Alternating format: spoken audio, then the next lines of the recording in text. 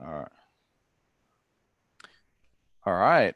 Thanks to everyone for coming down today. We've got Cyrus from Zyppy. Cyrus used to work at Moz. He's also worked in the space for a long time. I've been fortunate enough to meet him when I went to MozCon many years ago. Also, we had a lovely barbecue dinner in Sydney many years ago as well. So yeah, we've known each other for quite a while. And yeah, I mean, how did you first get into SEO, Cyrus? I know you've been in the space a long time. Yeah. So I'll try to not make it a long story, but I didn't intend on going into SEO. I went to film school in Los Angeles, and I spent a lot of years trying to be a screenwriter. And that just, I was a lousy writer. It was the problem with that plan.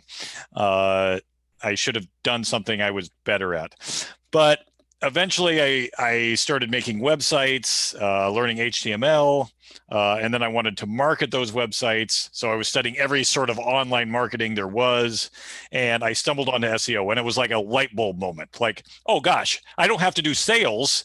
I can wait for people to come to me when they're searching for something, and that is awesome. So I started learning SEO.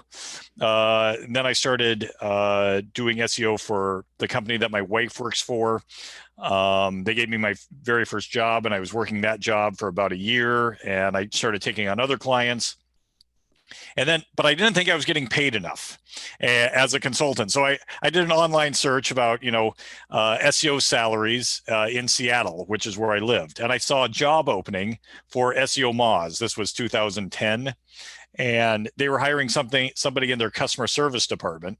And it was way more money than I was being paid as an SEO consultant. So I applied, and plus I loved SEO Moz, which became Moz back in the day. And I started that job, and I worked 4 months and doing customer service calls. And they needed to hire someone in-house to do SEO for Moz. And they knew I had SEO experience. And at the time, Tom Critchlow, who today runs the SEO MBA, who does all this training of SEOs, he was fortunately my supervisor at the time. And they promoted me to do SEO for Moz. And it was just like my mind was blown. How am I doing SEO for this, the company that is most known for SEO at the time? And it caused me a lot of stress. I think I got some ulcers at the time. But yeah, that my career is a story of luck and privilege and being at the right place at the right time. I certainly don't deserve it, but it's how it happened, and that's how I got into SEO. Yeah, nice one. I mean, how did you get into the SEO speaking field? Was that through Moz as well? Because I know Yeah, you're a pretty big speaker out on the, I guess you could say SEO speaking circuit. Was that primarily just through getting on stage at MozCon, or was that just through your Twitter, just your Twitter activity, or how did you kind of get big yeah. in the speaking space too? Because I know you're one of the top guys in the world for SEO speaking too. Well, thank you. I might disagree with some of that, but again, it was just a lot of luck and circumstance and being in the right place at the right time. My first year at Moz, they asked if I would MC MozCon. And I said, sure. What I didn't tell anybody is that I had never been to a conference before. So I had no idea what it looked like, what was going on. I just stood on stage and started introducing people, and one thing led to another. And at this point, I think I've done 10 MozCons in a row. So that's a lot. Although this year it doesn't sound like I'm going to be involved. I left Moz a couple months ago. And I think they have other plans in mind. But yeah, it led to a great career in speaking. And I tell you, James, I know you've been to a lot of conferences. Speaking at SEOs conferences is one of the most privileged things I've ever done. You get to travel the world and meet other cool SEO folks, and usually people take you to dinner, and it's the most privileged thing I've ever done, and I'm grateful for every moment of it. Yeah. I mean, do you think that coronavirus has affected like the Oh, speaking circuit yeah. 100%? Oh yeah, I haven't spoken anywhere physically in 2 years, and in fact, I think there have been so few conferences, especially here in the United States. At the beginning, everybody was doing virtual conferences. Then people sort of got burned out on that, and then the Yeah. activity kind of died down. I think people have forgotten who the speakers actually are. So I've started putting my name out there like, hey, I'll come to your event if you want me to.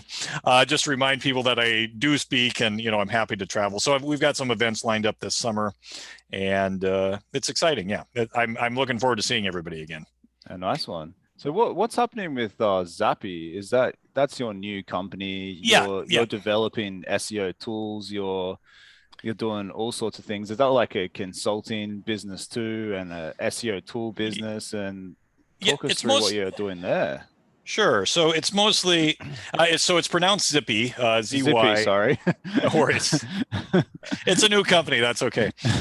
So Zyppy is actually, like, I think I first pitched the idea to Moz in 2013, but it was too complicated. And the idea behind Zyppy was I was working in customer service. I was doing answering a lot of questions, and people would sign up for an SEO tool, and I could see that what they really wanted was most SEO tools like Ahrefs, Moz, Semrush, you just get rows and rows of data. And as SEO professionals, that's great for us because we get to go through those rows of data, we get to process them in our spreadsheets, and we get to come up with recommendations. And it takes a lot of domain expertise to be able to turn that data into good recommendations. What I was seeing working at Moz was a lot of people wanted to be their own SEO consultant. And what they really wanted was to be told steps to take. They wanted to turn the data into actions. And they also just wanted solutions that helped increase your traffic regardless. So back in those days, Cloudflare had just come out, but we didn't have Cloudflare workers. And it was a little bit more complicated. Today, the technology exists where we can use Cloudflare workers, we can use WordPress integrations, webhooks. And so what Zyppy tries to do is come up with solutions that actually help you increase your traffic. And then we provide the connectors such as with Cloudflare and other to actually implement those solutions for you if you want, so you don't have to touch the code. And about half our customers use those implementations. Our first tool was a title tag tool, which I think is the most advanced and useful title tag analyzer ever built. We're working on an internal linking tool right now, which I think is better than our title tag tool. And I just left Moz full time last month, so my developer has been working with me for a year, my partner, and we're just getting going. So I think we got an exciting roadmap ahead of us. That sounds like a TV interview answer, but I'm excited. That's all good. No, so basically you've developed a tool that you can kind of split test title tags for better CTR and decide what page has better CTR and things like that. One of our team members, Nick, who's not on the call, he built something similar, but it doesn't look as clean as your version, but it was like something that he hacked together in I think it was like a Google Sheet. And then he basically built something similar. I've seen a few tools like this out on the market. I think that agency called Salt or something in the UK market, they've got a Cloudflare workers tool as well. So it's definitely like a new area of SEO where people are getting into. What's the new internal linking tool going to be like? Is that going to be like Majestic's tool or something completely different? Are you able to tell us a little bit about that? I'm not that familiar with Majestic's tool, but it probably has something some features that are similar and some features that are a little unique. Most internal linking tools that are on the market today take a target keyword and they search your site for something like exact match or similar, and they find, hey, these keywords are not linked. This would make a good internal link target. Our tool goes a little beyond that, and it actually does a bit of topic analysis to try to find the pages that are most similar in entity analysis and topicality, to find pages that are really going to boost you. We also do anchor text analysis. So, we can we score every anchor text on a scale of 0 to 10. So you can find your underperforming anchor text. And we create a list of tasks. It's lots of features. I wish I could share some screenshots with you, but they're not quite ready. But we've done a lot of work just trying to find the most relevant pages and that topical analysis. So we should have something released in probably 3 or 4 weeks, and I'm hopefully the feedback is all right. Nice one. And I noticed you've got like a dynamic XML hookup for the title tags too. Does Yeah. that sit on Zippy's Zippy, like the URL for Zippy? No, so we actually, well, actually, that's a good question. It depends on your implementation. If you have Yeah. Cloudflare, you actually push it live to your site through Cloudflare. And I'm not sure about the WordPress integration, but in other cases, yes, I do believe it sits on a Zippy subdomain. And then we're able to push that live to your Google Search Console using their API. And yeah, it's been a while since I looked into that implementation. My partner Devin, he loves building all these like cool integrations that are way over engineered and have no customer has ever asked for them, but he just loves building them. So It's funny because dynamic XML sitemaps is something that I've seen a few customers in the enterprise space ask for, like a solution mm-hmm, that's basically when they've got like a custom CMS and then they don't have like a functionality for XML sitemap, they need like a third party solution. And I uh-huh, know there was some companies out there in the market that were offering like dynamic XML sitemaps for big websites that they can't functionality wise they can't do it. So there was a few and they were charging a lot. So that's a interesting subset of a tool on itself, you know? Like yeah.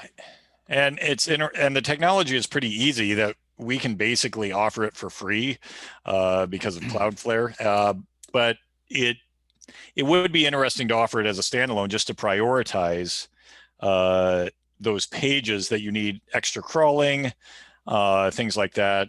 And the Google Search Console API makes it so easy that I'm surprised more companies haven't automated this process.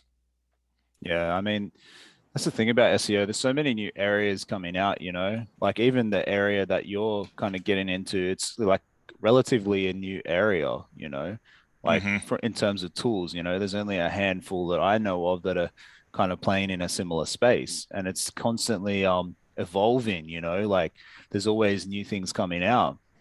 But how was it like working with Tom from the SEO MBA? Because we've done his course and yeah, it's a really good course and Yeah, we've even had some consulting calls with him as well. And yeah, he's a smart guy. How was it yeah. like working with him? So he was your manager at He Moz was, or yeah, he was, he had been hired by Moz as a consultant, and this was nearly 11 years ago. So he was just starting his career as sort of a trainer of consultants at that point. He had done yeah, a few years with Distilled. Um, so I really lucked out having him at that point in my career because he always saw big picture. That's Tom's ability, is to see the 1,000 mile view of things. And he would always say, okay, let's not worry. He never worried about tactics. Let's not worry about these SEO tactics. Let's worry about communication, process, results, and how we're going to get these changes implemented. And yeah, the number one thing I remember him always telling me is communication solves all problems. So whenever yeah, we faced a problem or a challenge, that was his go-to tool back in those days. How can we improve communication between different teams, between you and your supervisor? And I think he's expanded his tool set since then, but that always stuck with me. I remember on his last day we exchanged books, which I appreciate people who read. He gave me a book, I gave him a book, and that was awesome. exactly. That's a really good story. And I mean, I remember a quote I saw the other day from Warren Buffett, and he was like, if you want to increase your net worth by 50%, like improve your communication skills. He was like, Yeah, invest heavily into communication because if you can't communicate things, like that's going to really affect your like business skills and whatnot. yeah. So And, no, that and for me, that's tough personally. I mean, I work by myself. I tend to avoid meetings, which may surprise people. I just kind of like working on a computer and writing and not talking to anybody. So it's tough for me to get out there and have conversations even like this, where you network and you can exchange ideas. But man, that people who do that, that's so valuable, and I respect that a lot. exactly. No, I appreciate it. Does anyone else have any questions for Cyrus? I know we've got some of our team on the call. I think there's some of our team from Prosperity Media in Sydney. So yeah, does anyone else want to fire a question away to Cyrus about anything that he's been up to? I recognize a couple of your team members here, so that's good. That's always good to hear. Yeah. We try to be active. Hey, Cyrus. And you're one of them. Wait, what have I done? What did I say? What did I do don't to know. you? I don't know. I'm pretty sure we've chatted before, haven't we? At least on Twitter. Yes, on Twitter, I'm sure. Yeah. I have a question. It might not be directly related to Zyppy or Moz, but it's to do with what is one of the hardest lessons you've learned in this fun career of SEO? The hardest lesson I've learned.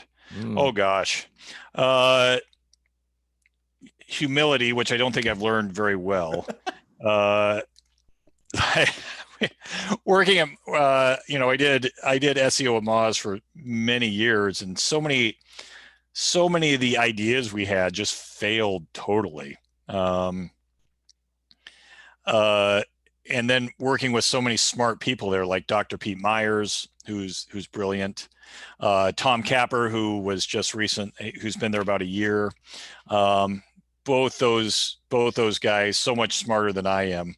And then I have a smart idea and get feedback from them, and they're like, "Oh, this isn't going to work for these 10 reasons," and they're right. And so that's really being able to be wrong and not have it affect your self-image or your idea of where you fit in your career or the organization that you're in. That's a tough skill to learn, to be able to be wrong but still have self-dignity and advance yourself. So yeah, that's always been a challenge for me over the years. How have you managed that? That's really difficult, especially in this space where there is sometimes no right or wrong. It's all gray. Yeah. I think some people would get upset because, in truth, I've had a lot of advantages in my career and life. And to be honest with you, for one, my wife would say I'm a straight white male, and it gives you certain advantage. It's like having a cheat code in life where you can say and get away with stuff that other people may not. I don't want to get into those sort of debates, but having confidence when your mind says that there are reasons that you shouldn't have confidence is like a superhuman ability for me, that I can ignore all of my faults and just walk into a room and say, "Hey, it doesn't matter that I'm an idiot. I'm going to do my best anyway, and I'm not going to let it affect my self-image, even though on paper there are reasons that I know I'm not that great." So I'm getting into some weird psychological things here, but which are making me uncomfortable. But we'll forge on anyway. No, thank you for leaning into your vulnerability. Yeah. Oh, thanks. Yeah. My secret is I'm an idiot, but I try not to let it affect my self-image.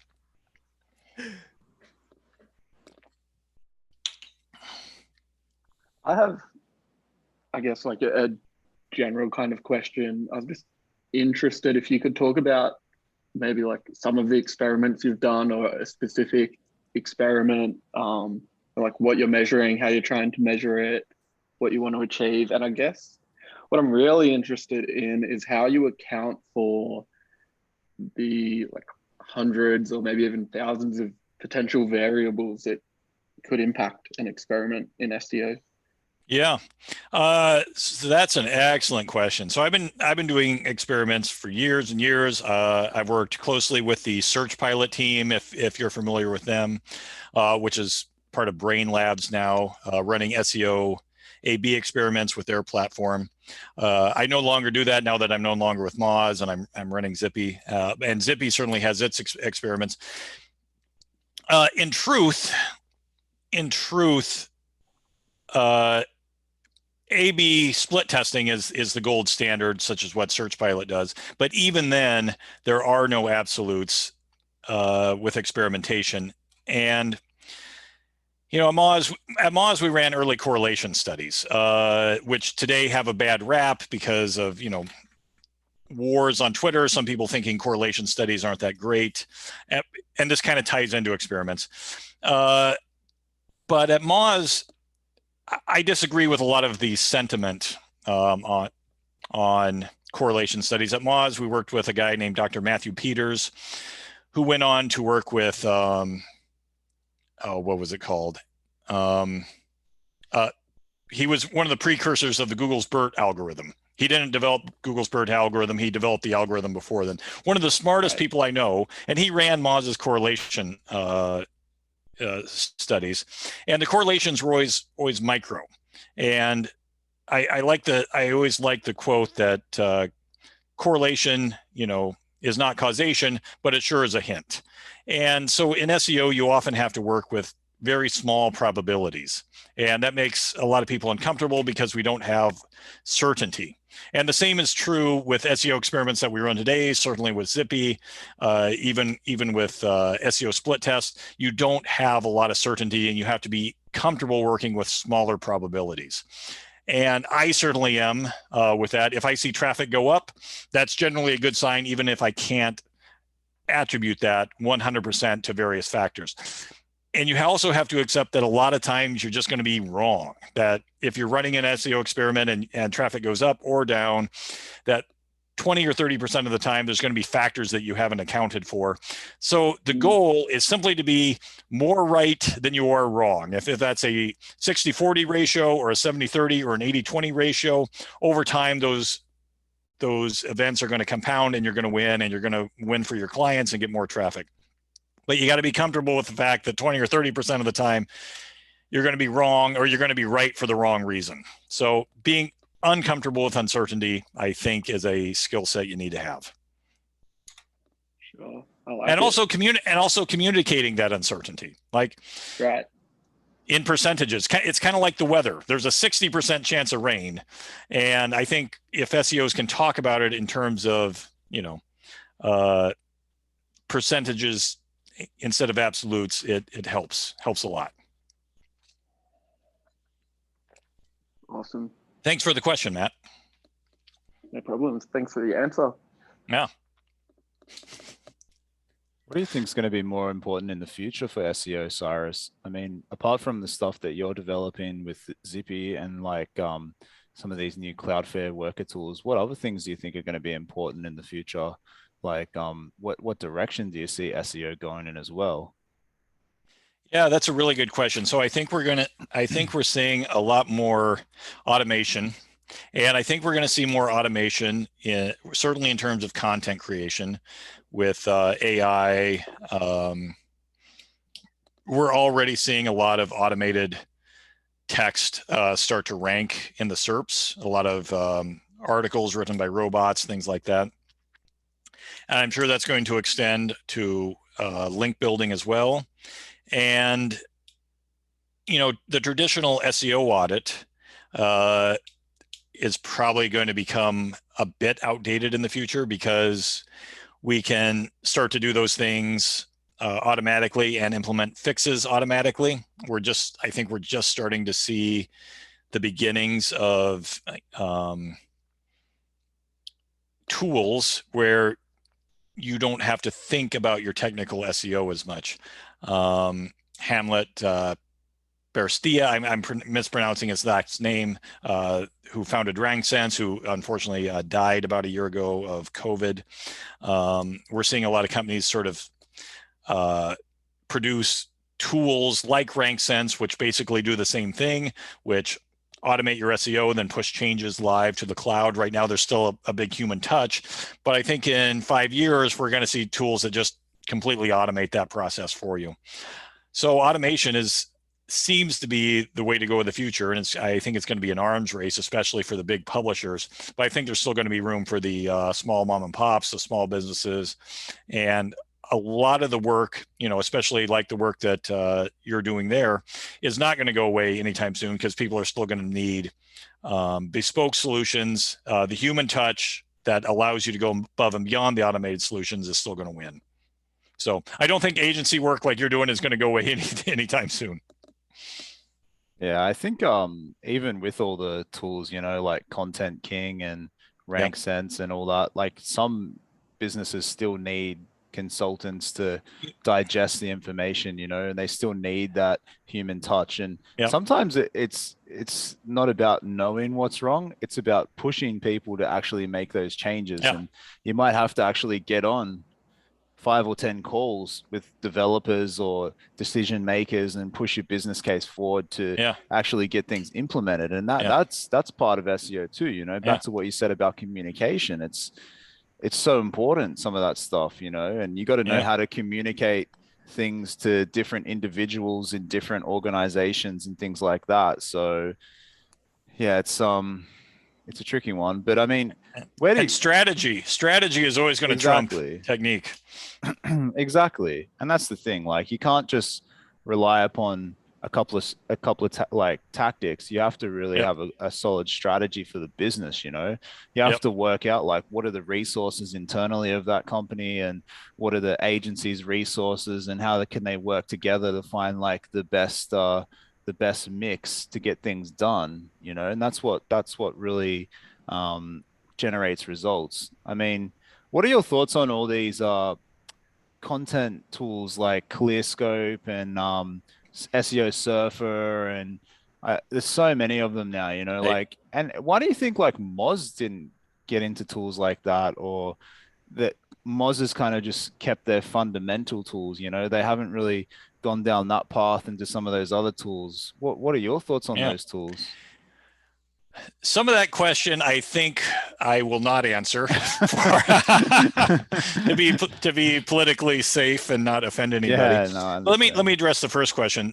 Tools like ClearScope, Surfer, things like those. I think they generally have been shown to work fairly well. Some of them based on really solid science, and some of them based on complete BS pseudoscience. And I won't tell you which tools I think fall along that scale, but I have huge respect for some of them. And the reasons they work are because they generally when you take a piece of content and you improve it to answer more questions, regardless of the technique that you use, you're generally going to rank better. And all of those tools do generally push you in that direction. You are improving content to answer more user questions in a more complete fashion.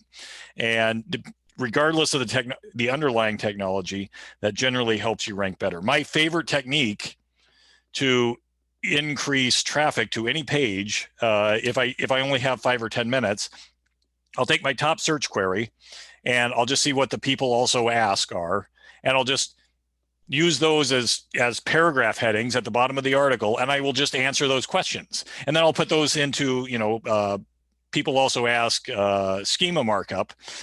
And, in 2 or 3 months, I see a 30% increase in traffic to the page. And that's a quick and dirty way that requires no tool. It's just answering those simple questions. And so I don't think you need fancy technology to improve those pages, but people like a process, and that's why that software can help solve that problem. I definitely think we're going to see Semrush,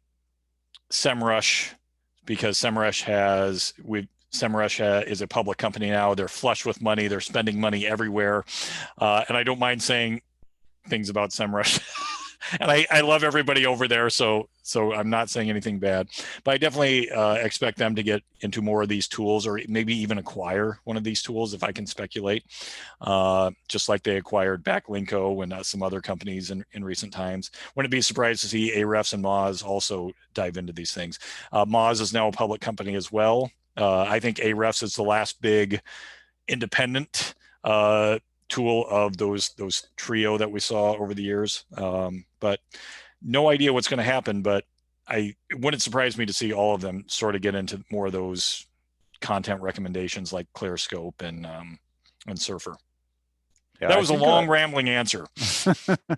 That's good to hear. I think Semrush is trying to get into like the rank sense type tools as well. I saw a post from Mike King on Twitter like a week or two ago, and he said that they were asking him to trial out a new tool that was kind of using some of the technology that Hamlet had had come up with many years ago. So yeah, I guess that they're making inroads in that technology, but then they're also acquiring businesses, like Mhm. Backlinko. That was an interesting acquisition, but I guess he already had the email list, he had the traffic, and a lot of those people that are already visitors to the site and on the email list probably are not using Semrush. So there's potentially opportunity for them to convert some of the customers, and Yeah, I guess, yeah, they're buying an audience, yeah. and I The guess you're bank right. Yeah, Backlinko site was really interesting because if you're a casual visitor to Backlinko, it was very hard to determine Brian's monetization strategy, which was getting people to sign up for his email list and then selling them courses. And it was Mm. very hidden it was very hidden on the front end. You really had to dive deep, and he was really light about the monetization. But use that same content for Semrush, and they can put CTAs, they can monetize nearly every page of Brian's site. And I think it's going to be hugely valuable for them. And I think they saw that. I think it was a really smart acquisition for them to buy it, no matter what they paid. So, Yeah, and I think the other thing is, if you think about it, there's not many like SEO brands that are like standalone brands in the market. If you think about it, like there's Backlinko and there's Neil mhm. Patel, and then Yeah, but if you think about like other brands that kind of stand out, there's not a whole lot. There's a lot of like individuals who have built a presence on SEO, like people like Alex Becker, he built a big presence on SEO and affiliate SEO, and then he got into SaaS, and now he's like a massive crypto influencer in the gaming space. So you see people like that, but in terms of people building a standalone brand, there's not a lot if you think about it, and that's yeah. crazy. Yeah, and the space is so big now, and there's so much search volume that you can carve out an entire niche for yourself, not only in SEO, but a lot of SEOs, and build $1 million business. And 80% of the people in the space haven't even heard of you because they haven't stumbled onto you in that niche. So we're trying to carve out a content space for us with Zyppy, and we're starting from scratch.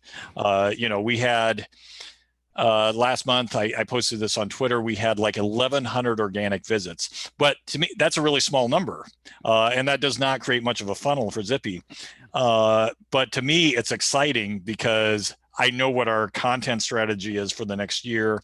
I know how we're trying to gain organic visits, and to me, it's a challenge because I love this stuff, and I can't wait to see that number grow month after month after month. I guess the other thing is with Zippy is it's more of a niche market, so your traffic's going to be smaller. Like Yeah. I think the thing with like a backlinko, it's a general audience. Mm-hmm. Everyone that is thinking about SEO or content marketing might be Yep. looking for that. Whereas Zippy, your target market's probably going to be like developers and in-house SEOs and agencies and things like that. Yeah. So it's a tighter market, or I'd say it's a more advanced market as well. Yeah. Yeah. So our first tool dealing with title tags, we don't have to capture the entire SEO market to form a funnel for ourselves.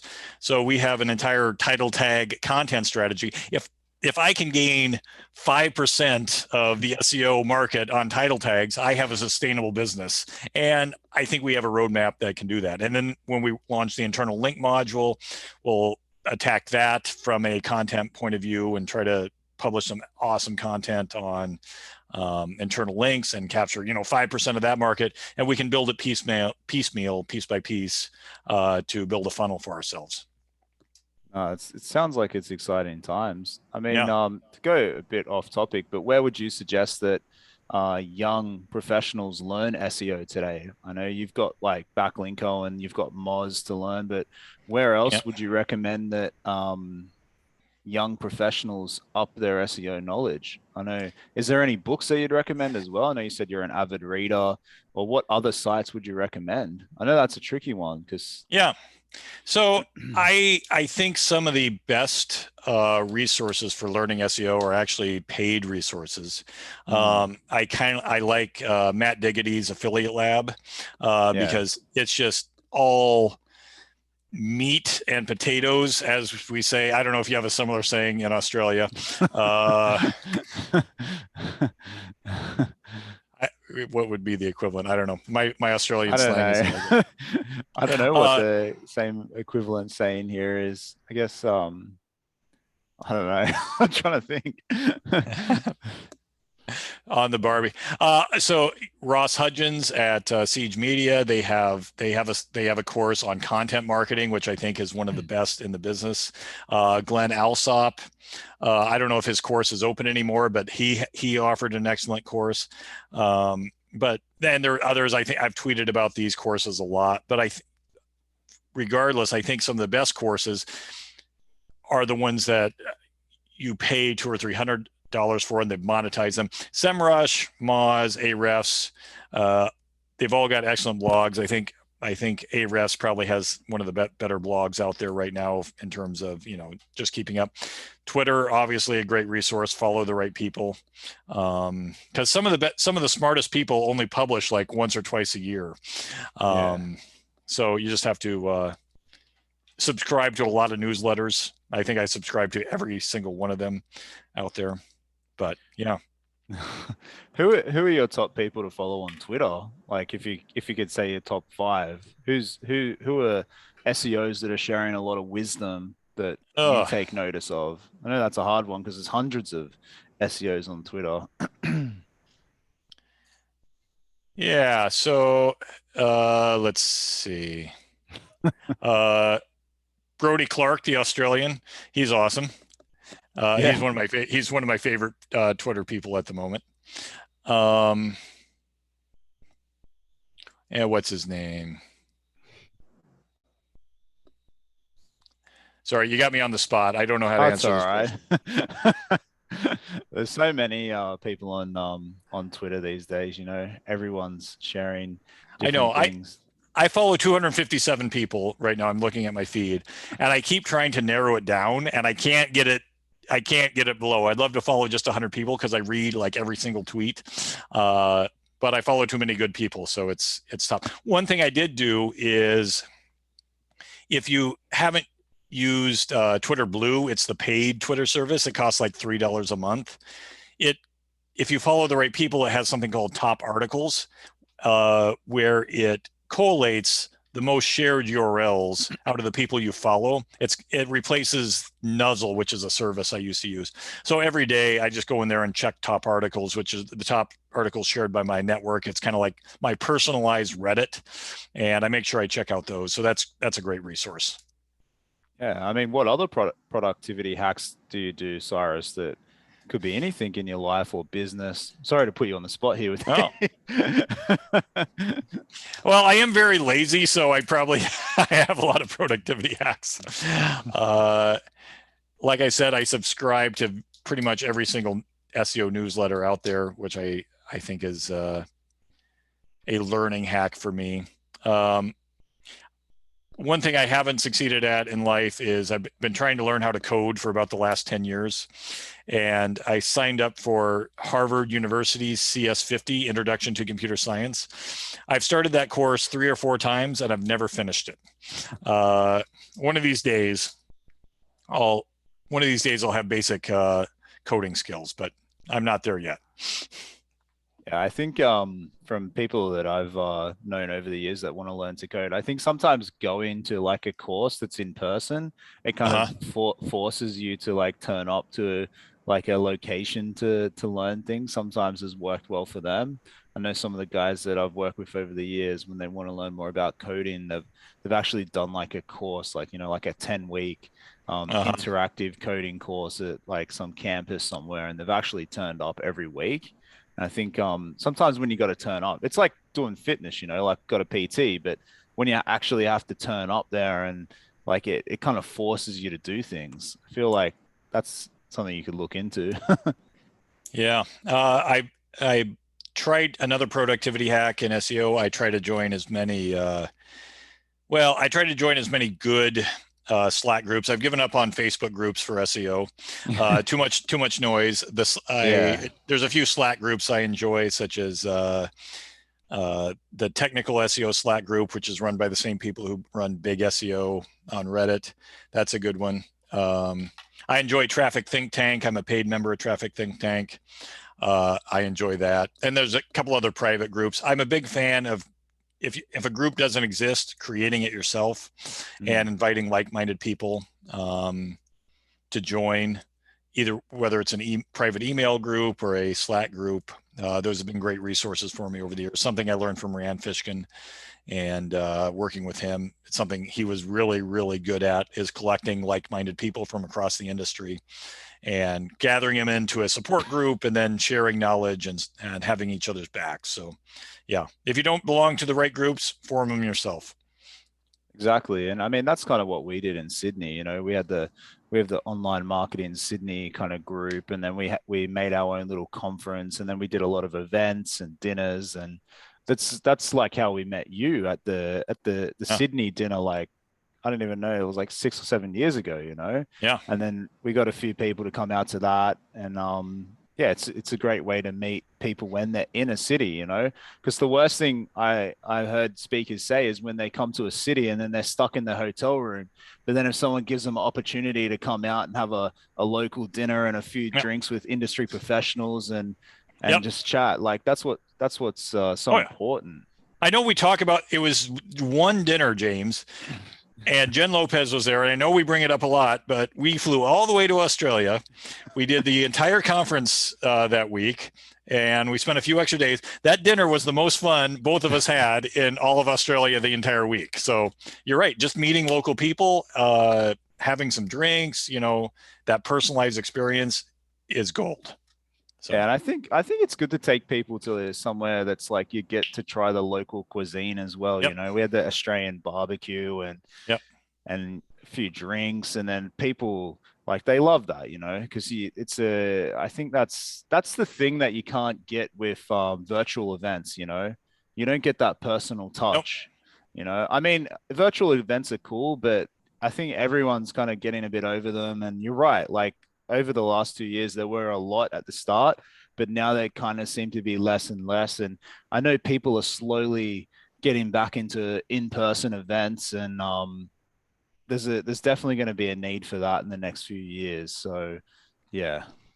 Yeah, I've got a couple events scheduled this summer, and I am so looking forward to them. Can't wait.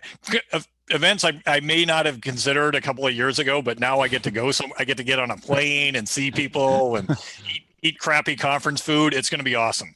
What are the top events in the US apart from like your MozCon and your PubCon? What else good events that you've been to, just for people from Australia that might not know about them? I know there's so many events that are like around, but like in your experience, what are some great events that you've been to that really stood out, and then you thought, oh, this was an amazing event? So there's a few that come to mind. I like SMX Advanced. You know, the XMS has a lot of conferences, but XMX Advanced is usually pretty good. Search Love, run by Distilled, they usually have a conference in San Diego. They also do it in Europe. And I like a lot of the regional events.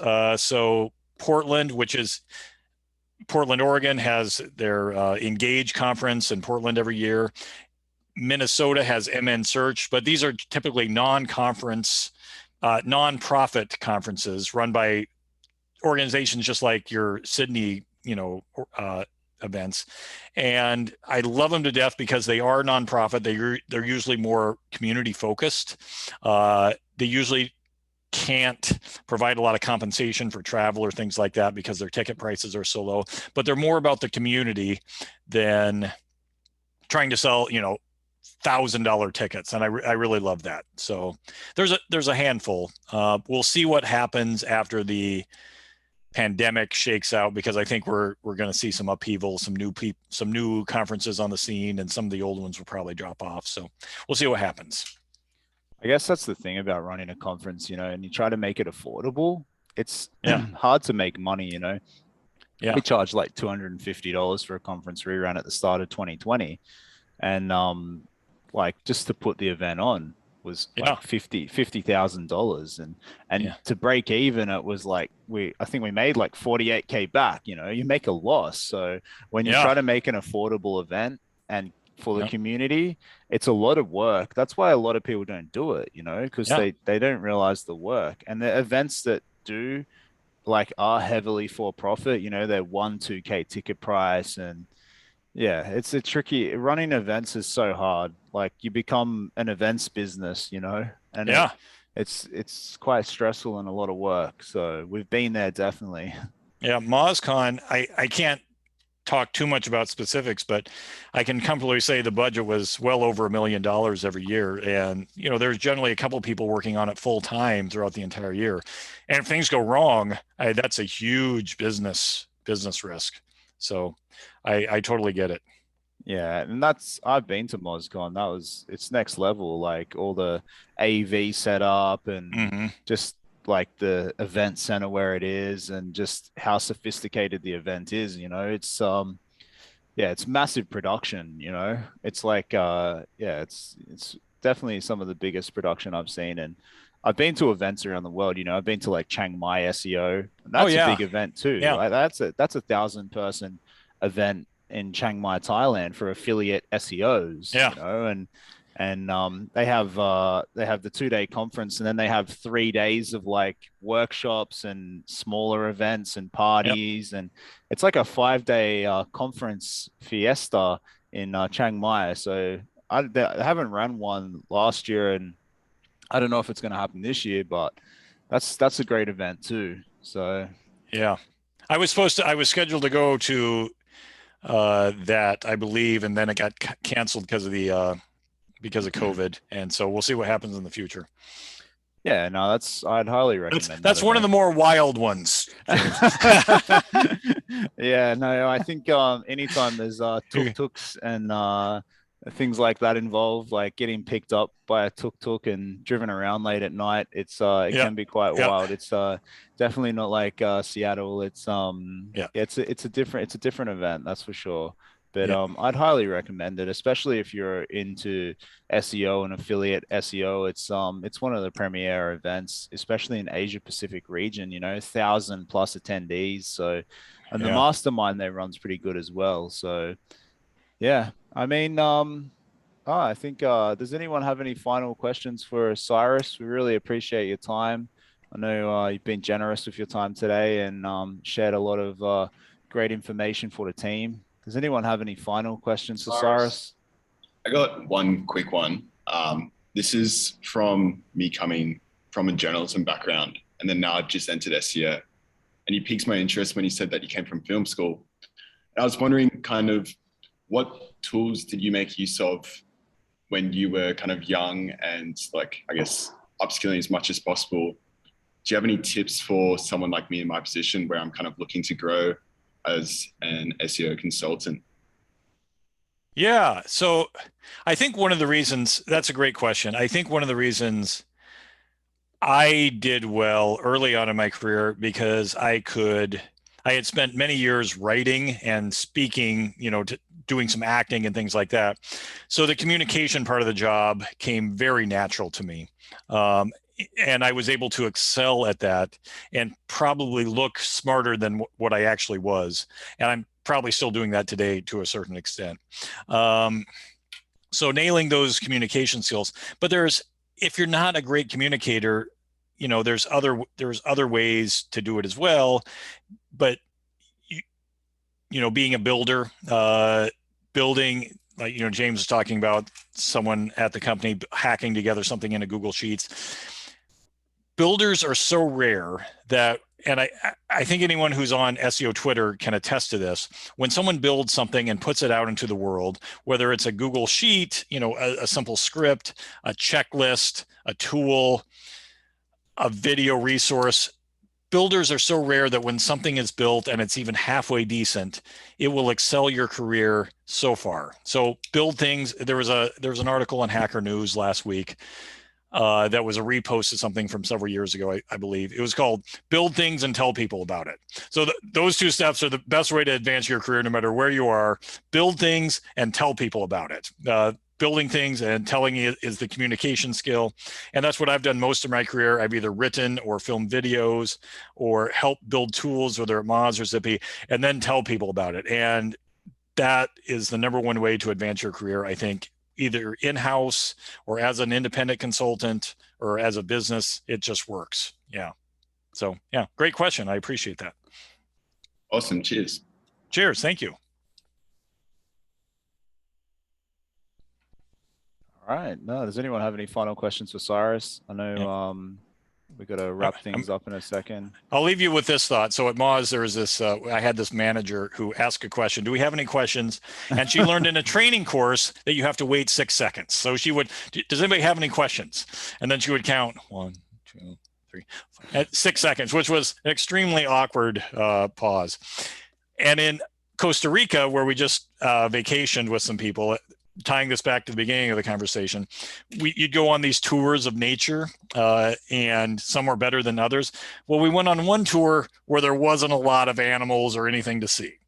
And so the tour guide, God bless his heart, a young 20-year-old kid, he was trying to milk it for all it was worth because he knew he was going to get a tip at the end, but there was nothing to show us. And so at one point we saw this spider, and it was a very normal spider, and he spent like 5 minutes talking about it. And then to try to eat up the clock, he just stood there and said, "So does anybody have any other questions about the spider?"